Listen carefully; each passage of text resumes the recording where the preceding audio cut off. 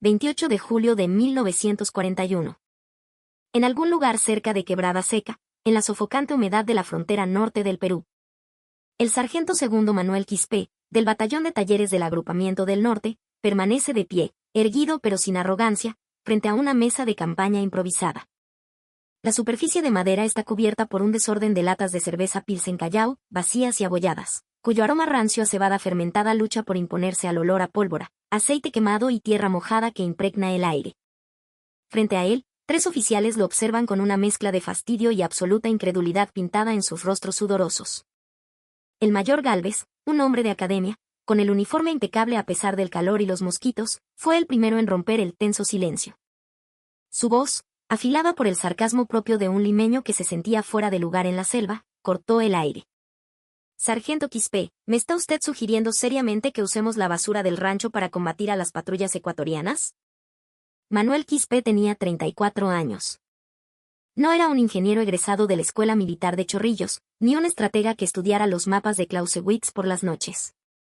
Era un mecánico, un chafita para los oficiales, que antes de que la patria lo llamara al frente, se ganaba la vida reparando los motores de las lanchas pesqueras en Puerto Pizarro y la maquinaria de las haciendas azucareras del valle.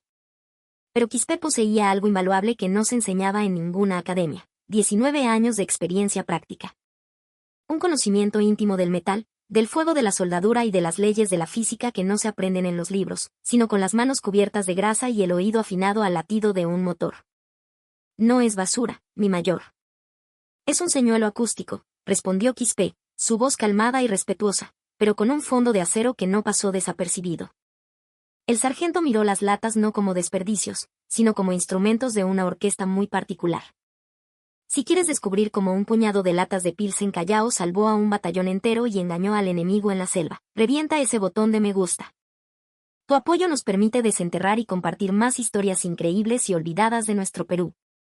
Para comprender por qué esta idea, a primera vista demencial, tenía el potencial de funcionar, debemos retroceder apenas 5 días.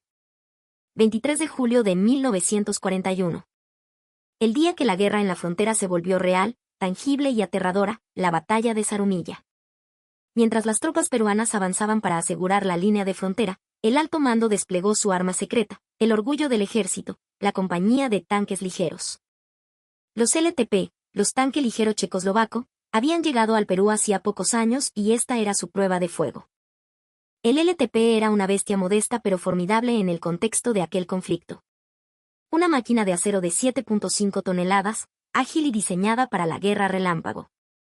Su cañón Koda A7 de 37 milímetros podía escupir proyectiles capaces de destrozar nidos de ametralladoras y desmoralizar a cualquier infantería atrincherada.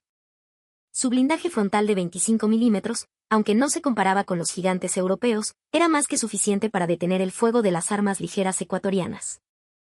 Su tripulación de 3 hombres, entrenados hasta el agotamiento en los arenales al sur de Lima, operaba la máquina con una precisión letal. Pero la verdadera arma psicológica del LTP no era su cañón ni su blindaje. Era su motor. El Scania Babis 1664 de 125 caballos de fuerza, un motor sueco de una fiabilidad legendaria, generaba un ruido distintivo e inconfundible. No era el rugido profundo y gutural de los tanques pesados, sino un traqueteo mecánico, agudo y constante, un martilleo metálico que, amplificado por la densa vegetación de la selva de Tumbes, podía escucharse a casi medio kilómetro de distancia. Para los soldados ecuatorianos, que jamás se habían enfrentado a un vehículo blindado, ese sonido se convirtió en el heraldo de la muerte. El 23 de julio, en Zarumilla, columnas de infantería ecuatoriana se desbandaron, abandonando posiciones fortificadas, mucho antes de poder ver siquiera a los tanques. El sonido era suficiente. El sonido sembraba el pánico. Manuel Quispe había estado allí, en la retaguardia, pero lo suficientemente cerca para ver, sobre todo, para oír. No como un soldado de primera línea, sino como parte del equipo de recuperación mecánica, listo para reparar cualquier LTP que quedara inutilizado bajo el fuego enemigo.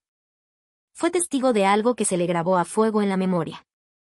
Vio a hombres, soldados veteranos del otro bando, gente valiente sin duda, abandonar trincheras perfectamente defendibles, no por el avance de la infantería peruana, sino por la simple aproximación de ese ruido metálico que anunciaba la llegada de los tanques. No están huyendo de lo que ven, escribió Quispe esa noche en un pequeño diario, con su letra tosca de mecánico, a la luz de un candil que chisporroteaba.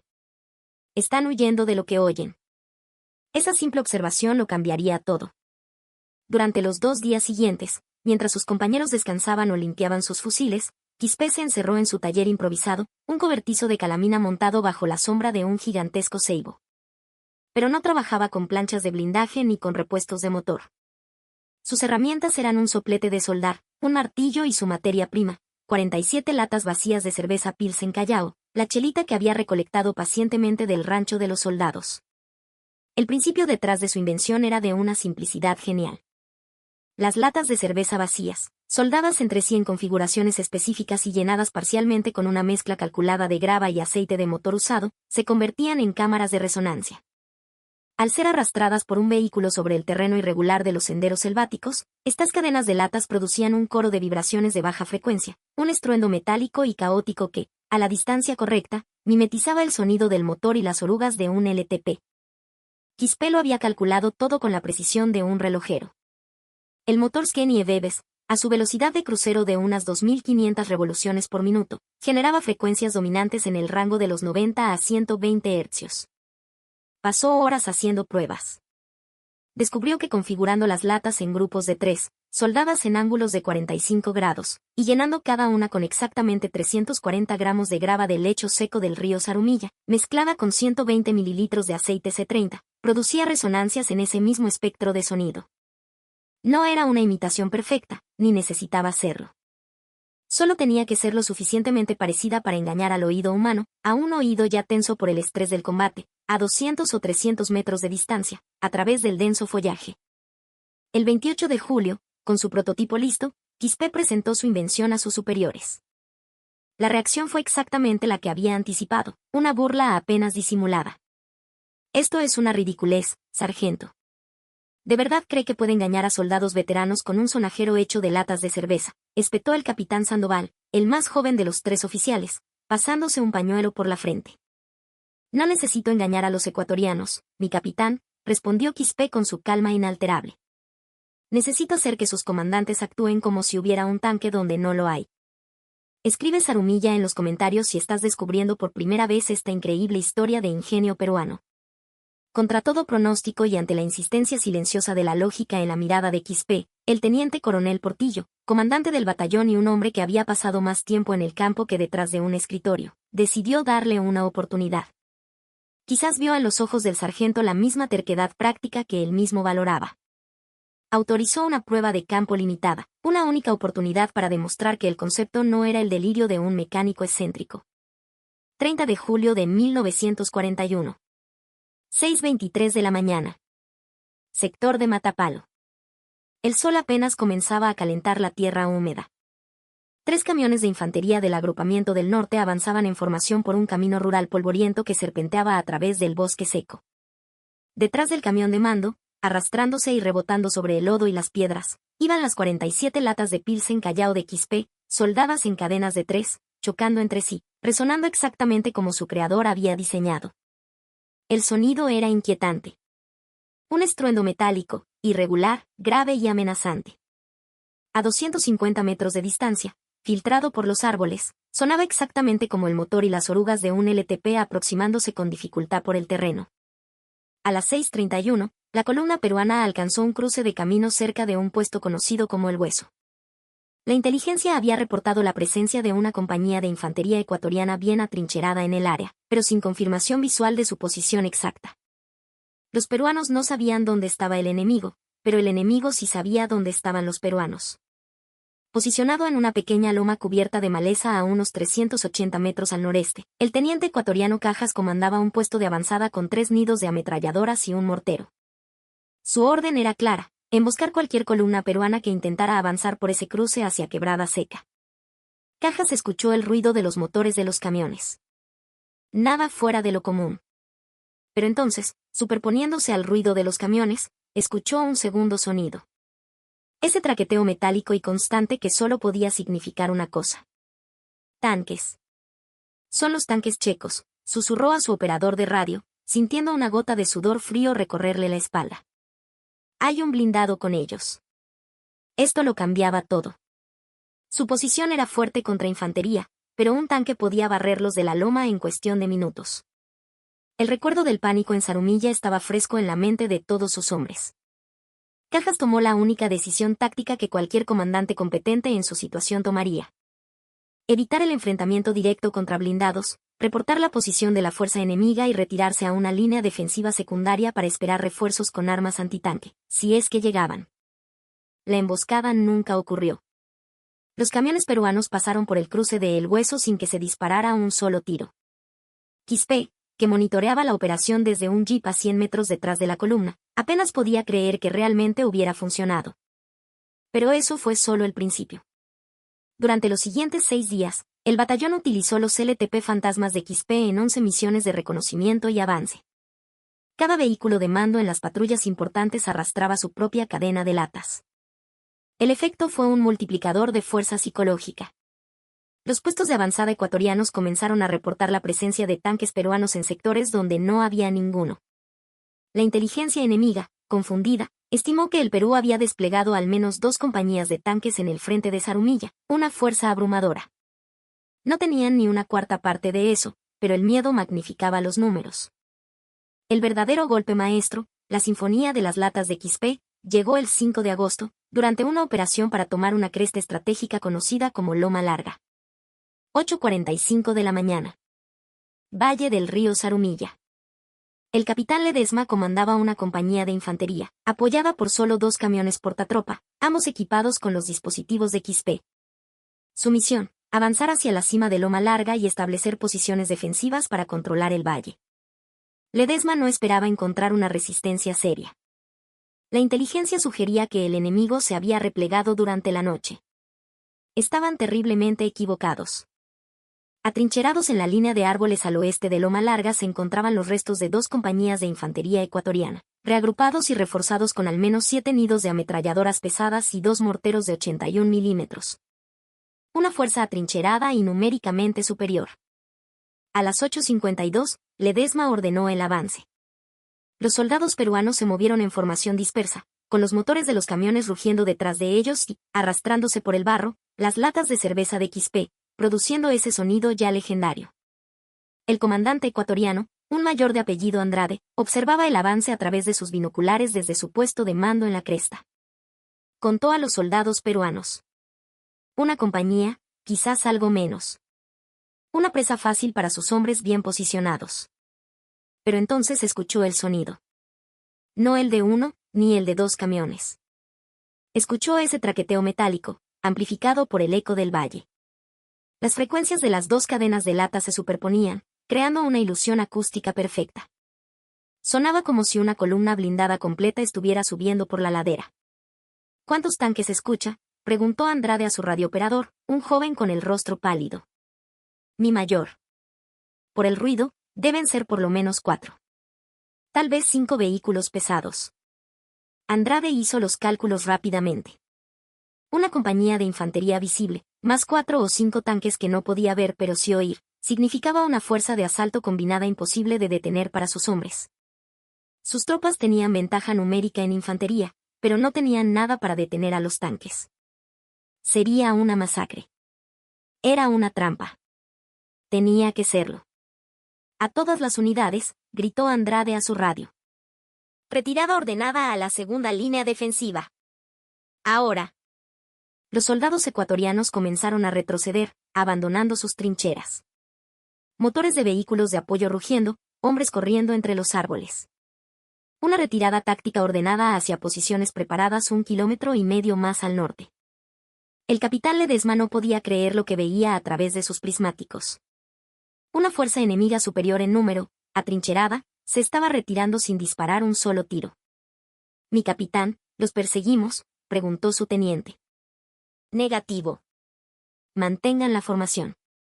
Aseguren la cresta, respondió Ledesma, todavía procesando lo imposible. Loma Larga fue capturada sin una sola baja peruana.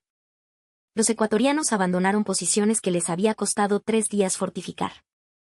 Cuando los zapadores peruanos inspeccionaron las trincheras abandonadas, encontraron todo intacto, nidos de ametralladora perfectamente preparados con campos de tiro ideales, refugios subterráneos, depósitos de munición enterrados y líneas telefónicas de campaña aún conectadas. posiciones que habrían costado docenas de vidas peruanas tomar, abandonadas porque 47 latas de cerveza sonaban como una compañía de tanques. Cientos de soldados enemigos, posiciones defensivas estratégicas, 0 disparos intercambiados. La inteligencia peruana no comprendió inicialmente qué había sucedido.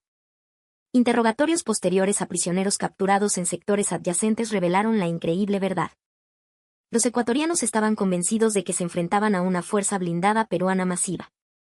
El truco de Quispe se expandió. Para mediados de agosto, casi todos los vehículos de reconocimiento del agrupamiento del norte llevaban los dispositivos de resonancia Quispe. El taller del sargento en Quebrada Seca se convirtió en una pequeña fábrica, produciendo de 15 a 20 unidades por día, usando no solo latas de cerveza, sino también latas de combustible vacías y cualquier contenedor metálico disponible. El enemigo nunca descubrió el engaño. Hasta el final del conflicto, los informes de inteligencia ecuatorianos continuaron mencionando la presencia de una abrumadora fuerza de tanques peruanos que simplemente no existía. El impacto táctico fue medible. El enemigo retrasaba ataques, abandonaba posiciones ventajosas y comprometía sus escasas reservas contra amenazas fantasma. Cada minuto que el ejército ecuatoriano gastaba respondiendo a tanques falsos, era tiempo que los peruanos usaban para consolidar posiciones reales. Manuel Quispe recibió la medalla de combatiente un mes después del cese al fuego. La citación oficial mencionaba iniciativa excepcional en el desarrollo de contramedidas tácticas innovadoras en el campo de batalla. No mencionaba ni una sola vez las latas de Pilsen Callao. El propio Quispe escribió en una carta a su esposa en Tumbes: Margarita, me han dado una medalla por soldar la basura del rancho. Este ejército es más raro de lo que jamás imaginé. Después de la guerra, Quispe regresó a Puerto Pizarro y reabrió su taller de reparación de motores de lanchas. Nunca habló públicamente de su invención. Era un hombre humilde que consideraba que solo había hecho su trabajo. Murió en 1981, a los 74 años. En su funeral, veteranos del agrupamiento del norte que sirvieron con él colocaron 47 conchas de abanico pulidas sobre su ataúd, una por cada lata de cerveza que, según ellos, le salvó la vida. La historia de los tanques fantasma de Zarumilla permaneció como una anécdota, casi una leyenda, entre los veteranos del 41, hasta que décadas después, la desclasificación de documentos militares permitió reconstruir los hechos. Análisis posteriores estimaron que el dispositivo de Quispe causó el abandono de al menos 12 posiciones defensivas enemigas y retrasó 3 contraataques planificados. El costo total de producción: 47 latas de cerveza, 6 metros de cadena de acero, 15 kilos de grava y 4 litros de aceite de motor usado. El impacto: incalculable. A veces, las mejores armas no son las más sofisticadas. A veces, la genialidad reside en entender que la guerra no solo se libra con blindaje y explosivos, sino también con sonidos, percepciones y el miedo que habita en la mente del enemigo. Y el sargento Manuel Quispe, el mecánico de Puerto Pizarro, entendió algo que generales con años de academia no comprendían: en el fragor del combate, lo que el enemigo cree escuchar puede ser tan poderoso y letal como lo que realmente ve. 47 latas de cerveza. Cientos de soldados enemigos en retirada. 0 disparos. Una victoria que nunca aparece en los grandes libros de historia porque sonaba demasiado absurda para ser cierta. Pero cada palabra de ella es real. ¿Qué opinas de esta historia extraordinaria? ¿Conocías el papel que jugaron unas simples latas de cerveza en la táctica militar durante el conflicto del 41? Déjanos tu comentario y suscríbete al canal. Cada semana traemos historias verificadas y fascinantes que cambiaron el curso de nuestra historia de maneras que nunca imaginaste. Activa la campanita para que no te pierdas ningún episodio. Deja un comentario ahora mismo y cuéntanos desde qué parte de nuestro querido Perú